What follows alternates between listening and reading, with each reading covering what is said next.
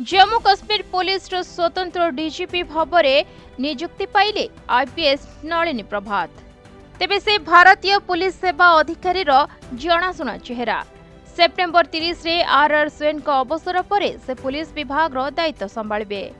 नलिनी प्रभात Andhra Pradesh cadre रो 1992 batch IPS अधिकारी।